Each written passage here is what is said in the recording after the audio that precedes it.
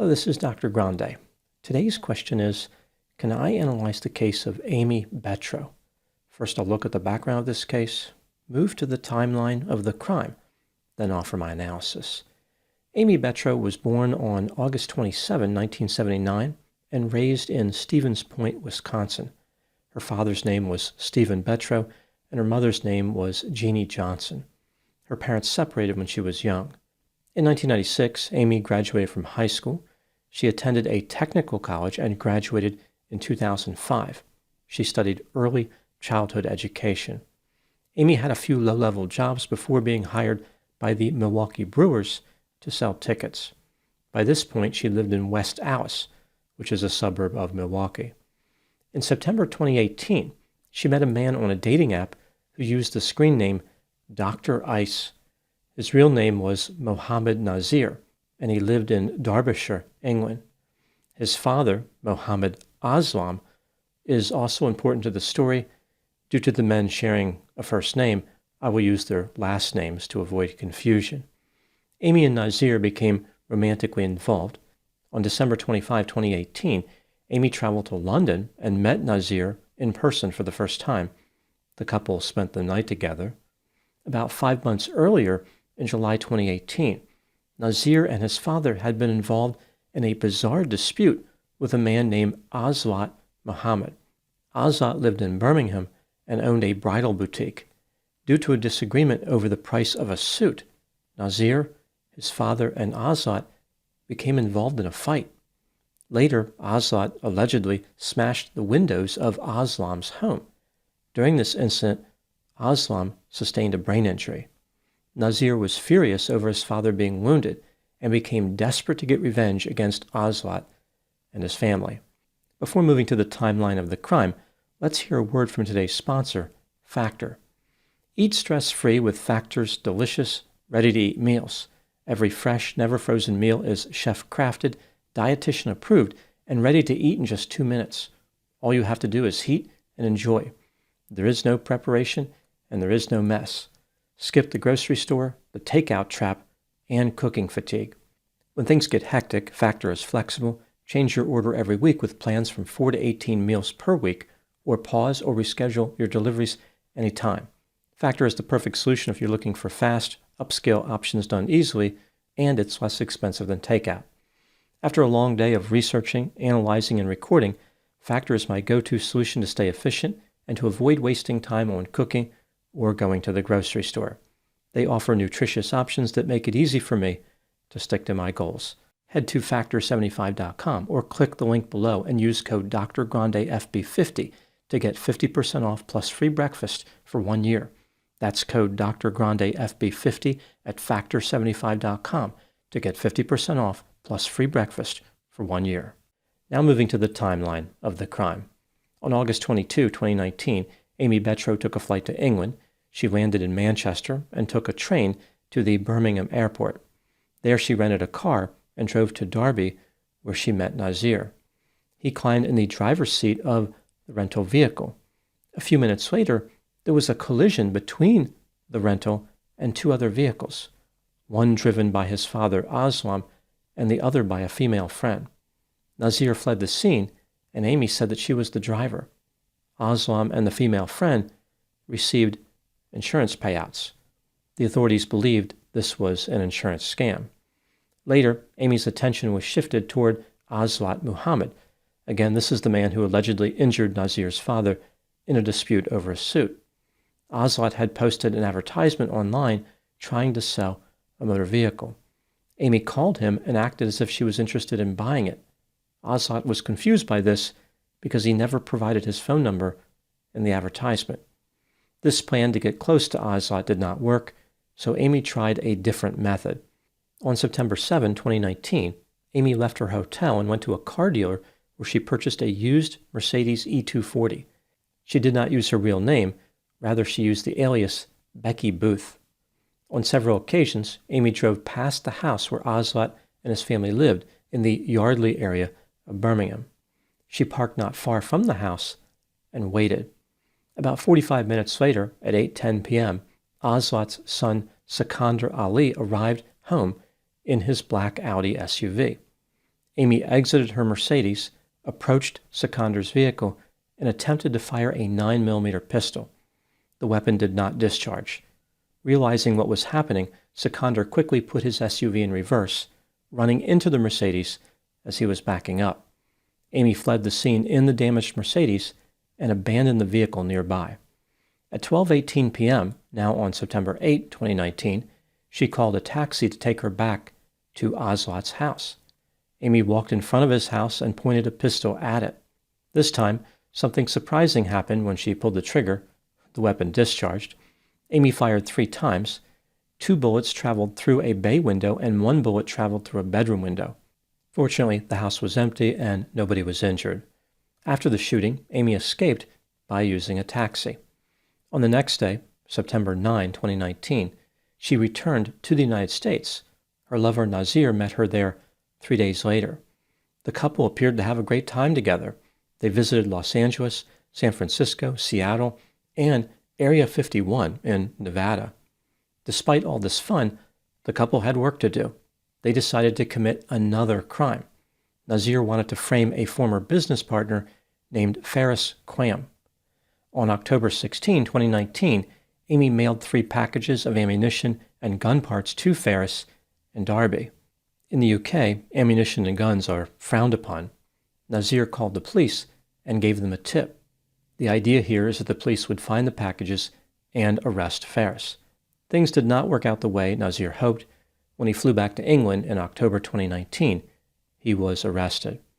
In the Mercedes that Aimee had abandoned, the police found her DNA inside a black glove. The dealer that sold that vehicle told the police that he sold it to a short, fat American woman. The police believed that Aimee matched this description. In addition, her DNA was found inside the 3 packages sent to Ferris. Knowing that the police were looking for her, Aimee fled to Armenia. Her escape plan was almost successful, but she could not resist posting on Instagram. This led to the police finding her. She was arrested in July 2024. Her lover Nazir was convicted of a few charges, including conspiracy to murder. He was sentenced to 32 years in prison in November 2024. His father Aslam was convicted of conspiracy to murder and was sentenced to 10 years. Aimee went on trial in July 2025. She denied being involved in the attempted murder, saying it was a terrible coincidence that she was captured on video near the scene 6 minutes after the shooting. Aimee indicated that it must have been another fat American woman who drove the Mercedes used in the shooting. On August 12, 2025, Aimee Betro was convicted of conspiracy to murder, possession of a self-loading pistol with intent to cause fear of violence, and fraudulent evasion of ammunition import prohibition. Aimee is scheduled to be sentenced on August 21, 2025. Considering how her lover Nazir was sentenced to 32 years, it's not looking too good for her. I hope Aimee enjoyed visiting the UK because she is going to be spending a lot of time there. Now moving to my analysis. Here are my thoughts on a few areas that stood out to me in this case. Item number 1. As far as Aimee's guilt, there really isn't any doubt that she is the one who tried to kill Oslot's son Seconder and the one who fired through the windows. She matched the description of the woman buying the Mercedes. Her DNA was found in that vehicle, and her DNA was found in packages of ammunition and gun parts mailed from the U.S. to the U.K. Furthermore, she was lovers with Nazir, and he had been involved in a dispute with Oslot. Item number 2. England has very strict gun laws. It's not clear how Aimee and Nazir managed to get the pistol used in the shooting into the country. The weapon was never found. The police believed that the pistol was a high-point C9 chambered in 9mm Luger. This is based on examining the spent cases at the scene, as well as a video that was recorded on Nazir's phone on September 4, 2019. This is 3 days before the attempted murder. In this video, someone was firing a high-point C9 at the ground. After discharging a few rounds, the weapon malfunctioned. It failed to return to battery. The slide did not move all the way forward. A few media reports made it seem like investigators were baffled by someone using a high-point C9, like the authorities had never heard of this pistol. I find this difficult to believe. Hi-Point is a pretty well-known manufacturer from Ohio. The company has been around since 1990. Even though the pistol was not mysterious, The C9 is definitely unusual. This weapon is marketed as an affordable semi-automatic pistol.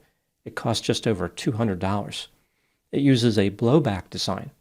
Weapons like this usually have a stiff recoil spring combined with a heavy slide. The design of the C9 is a little different. The recoil spring is not particularly stiff, but it has a very heavy slide. This makes the gun a little bit awkward to hold and shoot if somebody is not used to that weight distribution. Reports in the media have suggested that the malfunction recorded on Nazir's cell phone on September 4, 2019 was somehow related to what happened to Aimee 3 days later when she tried to kill Sikander. The malfunction on September 4 was a failure to return to battery. The weapon didn't cycle properly. What Aimee experienced may not have been a malfunction at all. She was unable to discharge the weapon. This is not related to the movement of the slide. The action never had a chance to cycle because the weapon didn't discharge. I think what may have happened here is that Aimee simply did not know how to operate the weapon. There are a few explanations for the failure to fire. The safety was on. The magazine may not have been in the weapon. Unlike most semi-automatic pistols, the C9 will not fire without a magazine. The weapon was not loaded. A faulty cartridge was loaded in the chamber, or the weapon was still out of battery from when it was previously fired. That last item is the only way the two incidents could have been connected. So there was the malfunction on September 4, where the weapon failed to return to battery, and then Aimee failed to discharge the weapon, possibly because the slide was not all the way forward, because it still had not returned to battery. All of the other ways the failure could have occurred have nothing to do with the failure to return to battery. Regardless of the reason for the failure, Sikander's life was not spared due to a miracle, rather due to Aimee's incompetence and her lack of knowledge about the weapon she was using. Aimee may have been in Britain, but she did not strike me as a James Bond-level operator. If she was looking for a British inspiration who reflected her skill as an assassin, Mr. Bean would have been more appropriate. The choice of a high-point C9 as a murder weapon was probably not the best idea. This firearm has a reputation for poor reliability, although, to be fair, many people have found that the weapon cycles just fine.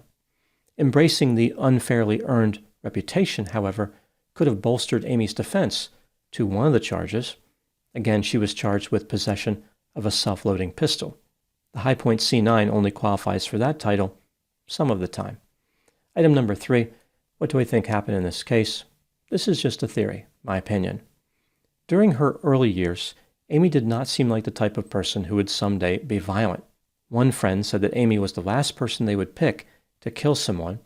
Another friend thought that maybe she was brainwashed by the romance, or she was framed. When Aimee became romantically involved with Nazir, she believed that she had found the love of a lifetime. It's possible that Aimee had struggled romantically. Perhaps she was not as popular with men as she hoped. Even though Nazir was undesirable, Aimee may have felt as though he was Prince Charming. She was fortunate to be with such a wonderful and promising lover. In an effort to identify with him, impress him, prove her loyalty, or solidify the romantic relationship, Aimee adopted his negative characteristics and goals. For example, she embraced the rivalry that Nazir had with Azat Muhammad as if it was her own. There was no other apparent motive for Aimee to be involved in the conspiracy to commit murder. She was never paid for her services, and there was no real hope of being paid in the future. Aimee actually lost money during the scheme. For example, she paid for Nazir's airline ticket to the U.S. after the attempted murder. After Aimee tried to kill Sikander, she sent a series of text messages to his father Azat demonstrating an intense level of hostility. For example, "Where are you hiding? Stop playing hide and seek. You're lucky it jammed." And "Who is it? Your family or you? Pick one." After shooting his house, Aimee sent more messages, including, "You want to rip me off? You want to be a drug kingpin? Go look at your house." And "Watch your back. I'll be shedding blood soon." These messages indicate that Aimee was not a reluctant participant. Rather, she was totally invested in this ridiculous rivalry.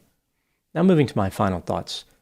One of the most puzzling elements of this case is how Aimee and Nazir came up with this idea of committing murder in the first place. Was it originally Nazir's idea, and he thought it would be appropriate to mention it during the early stages of romance? Or did Aimee come up with it? Maybe she thought to herself, this relationship is going really well, but there's always room for improvement. I know a way to make it better. We should commit murder together. This is one of those plans that should have never progressed even an inch, yet these lovers decided to follow through all the way. This somehow seemed like an appropriate idea to them.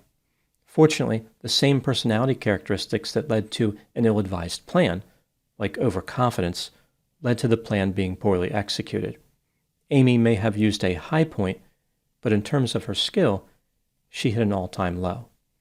Those are my thoughts in the case of Aimee Betro. Thank you so much for watching. I'll talk to you soon.